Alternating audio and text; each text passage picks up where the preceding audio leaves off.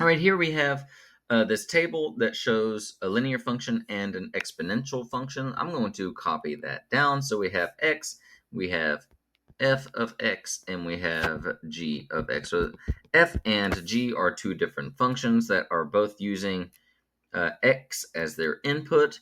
So we have 2, 3, and 4 going into both f of x and g of x. When we put 2 into f of x, we get a 7 out.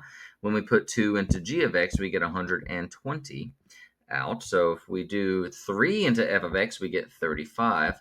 And if we do 3 into g of x, we get 420.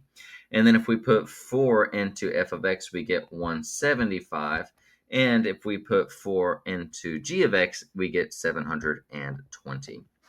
So what we should do is analyze each one and see if it's being the same thing added over